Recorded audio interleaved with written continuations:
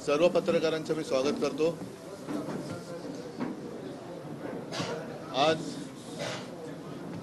ही पत्रकार परिषद मी महाविकास आघाडीचे आपले उमेदवार वसंतराव यांच्या समर्थनार्थ किंवा प्रचारासाठी घेतली आहे,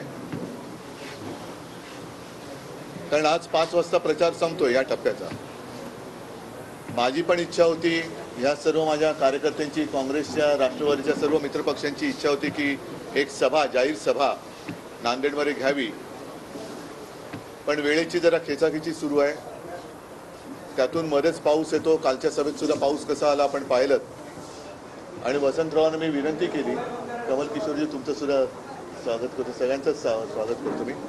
त्यांना विनंती केली की माझे सर्व शिवसैनिक तुमच्या विजयासाठी अथक प्रयत्न तर करणार आणि तुम्ही विजयी तर नक्की होणारच आहात,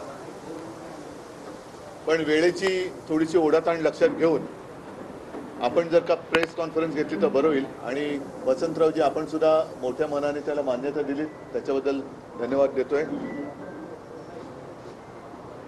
साधारणतः 19 साली देशात किंवा राज्यात पहिल्या प्रथम महाविकास आघाडीचं सरकार हे स्थापन झालं।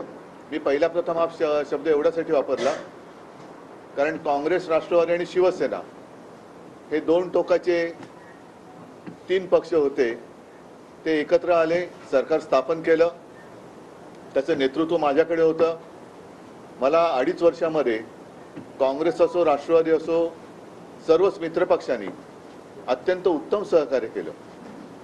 मधल्या काळामध्ये जी गद्दारी झाली ती गद्दारी झाली नसती तर आज सुद्धा हे सरकार महाराष्ट्राला खूप पुढे घेऊन गेलं असतं। आता मात्र पहिल्या प्रथम आम्ही एकत्र येऊन निवडणुका लढतो आहोत, कारण हे सरकार असं होतं की निवडणुका आम्ही वेगळ्या लढलो होतो आणि सरकार स्थापन केलं होतं। अत्यंत चांगला ताळमेळ जसा त्यावेळेच्या सरकारमध्ये होता तसाच अत्यंत चांगला ताळमेळ आत्ताच्या आमच्या या निवडणुका लढण्याच्या प्रचारामध्ये दिसून येतो आहे। मी काल परभणीची सभा घेतली, परवा वर्धा आणि अमरावतीमध्ये सुद्धा दुपारची सभा होती, ती हॉलमध्ये घ्यावी लागली आणि बाहेर मंडप टाकण्यात आला। एकूणच काय की सगळीकडे सर्व मित्रपक्षांचे कार्यकर्ते हे जोमाने आणि एकदिलाने महाविकास आघाडीचे उमेदवार जिंकून आणण्यासाठी प्रयत्न करतायत।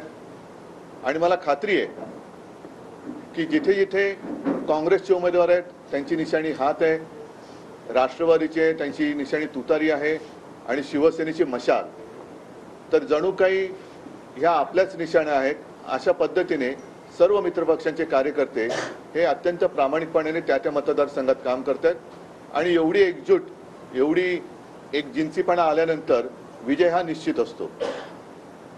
एकूण जर का तुम्ही पाहिलं तर देशामध्ये हुकुमशाहीच्या विरुद्ध एक लाट उसळलेली आहे आणि सगळ्यांच्या मनामध्ये भीती आहे की हे घटना बदलतील, हे संविधान बदलतील आणि गेल्या काही वर्षातली त्यांची वाटचाल ही तशीच दिसते।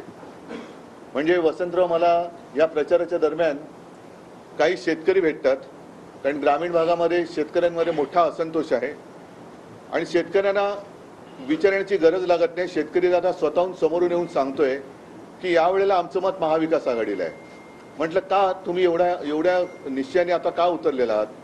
तर त्यांचं म्हणणं की एकतर महाविकास आघाडीच्या सरकारने आम्हाला कर्जमुक्त केलं होतं, इतर बऱ्याच काही गोष्टी त्यांनी मला सांगितल्या, पण सगळ्यात प्रमुख मुद्दा त्यांनी जो सांगितला, जो मला सुद्धा काळजाला भिडला, ते म्हणाले, अहो उद्धवजी, हे सरकार जे भाजपचं आहे, मोदी सरकार, त्या मोदी सरकारने संकटाच्या काळात साथ देणाऱ्या शिवसेनेच्या सातबाऱ्यावरती गद्दारांचं नाव लिहिलं, तर उद्या यांचं सरकार आल्यानंतर आमच्या सातबाऱ्यावरती दुसऱ्याचं नाव लिहिलं तर आम्ही कोणाकडे जायचं?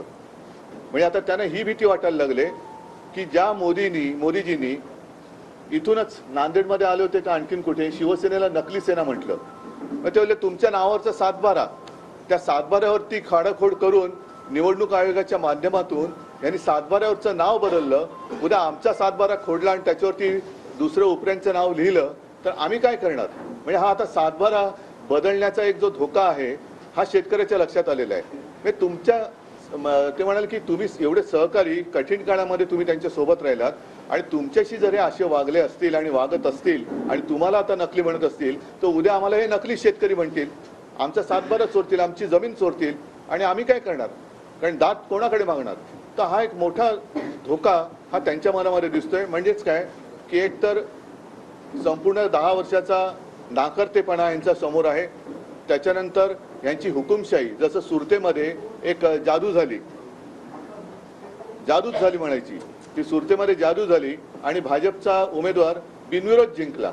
ही अशी जादू करायला लागले तर आम्ही आणि सर्वसामान्य लोक काय शिल्लक राहणार? हा त्या शेतकरी